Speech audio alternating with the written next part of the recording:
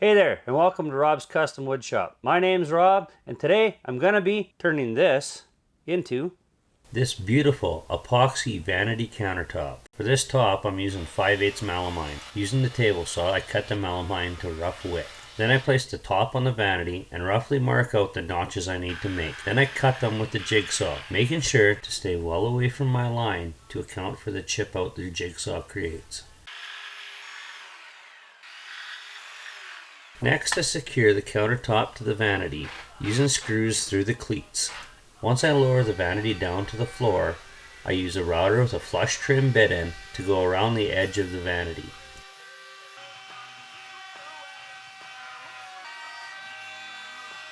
Using a chisel to clean out the inside corners. I milled down some 2x stock into 1.5 by 1 3/4 to create the lip to go around the edge of the countertop. I'm going to secure the lip to the countertop using biscuits and glue.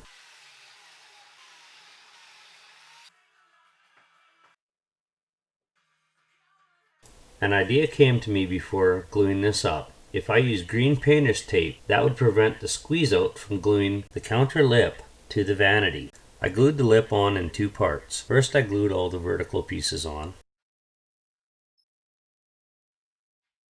Once those were dried, I glued on the horizontal pieces. After removing the clamps, I sanded everything flush. I don't recommend this next part, but I climbed up on top of my assembly table and rounded over the edge using a 3/16 radius round over bit. Using the template supplied with my sink, I measure and lay out the lines to cut out the opening. I use my circular saw on the edge guide to cut out the majority of the opening.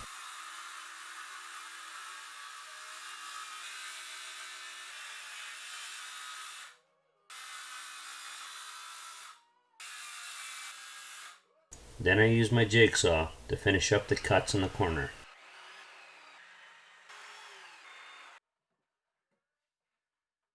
Now comes the moment of truth, where I see if the green tape prevented the squeeze out from gluing the countertop to the vanity. First I tried gently tapping it. Then I tried less gently tapping it. Then I tapped it, not gently at all, but still being careful not to hit it too hard to dent it. And then with 4 not so nice blows, it finally comes. And then I did a little dance off camera. I scraped off to squeeze out an excess green tape with a chisel.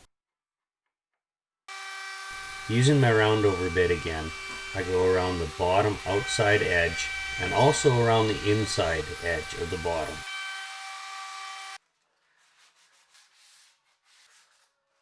Once the tape and squeeze out is gone, I try the fit of the counter again. Since it's a good fit, I use wood filler to fill in all the imperfections.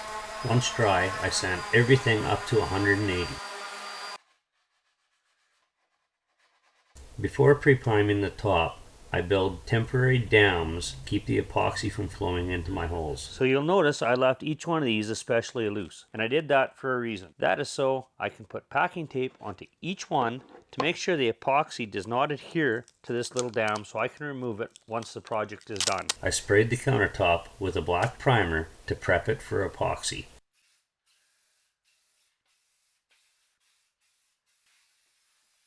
Once the primer is dry, I temporarily attached the dams that I had made with some brads. It's epoxy pour time now, and this is the best view I think I can give for this. For this pour, I'm going to be mixing 28 ounces. That's 3 ounces per square foot. With this particular epoxy, it is a 2-to-1 mix. 2 parts epoxy to 1 part hardener.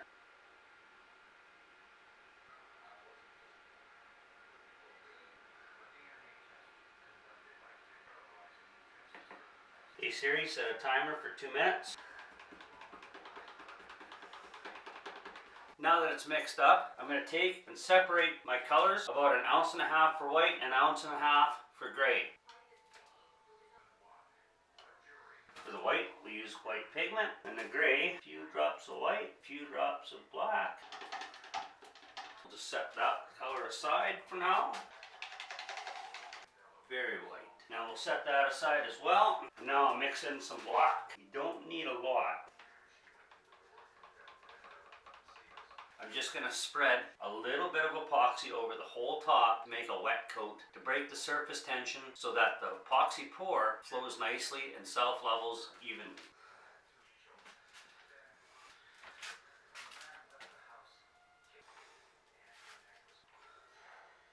That should be enough for that. Just set the epoxy aside. Just using a little popsicle stick, I'm just going to grade this epoxy around, trying to stay away from the edges as much as possible until I get the center all filled in. Now I'm ready to do the actual pour.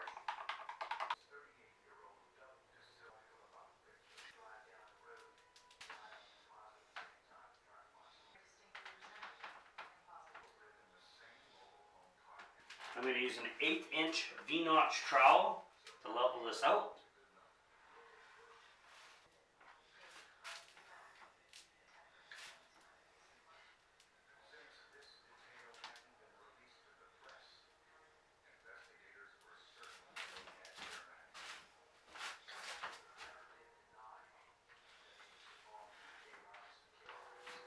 Now sadly, I didn't notice that my camera timed out and shut off automatically right before I started doing these veins. But if you imagine me pouring out white and gray out of the cups I mixed them in onto the countertop, that gets us caught up to this point where I'm doing the first of 3 torches to alleviate the air bubbles trapped in the epoxy. I use my gloved hand to scoop up some excess epoxy dripping off the edge and drizzling it into this thick vein to make it a little bit thinner.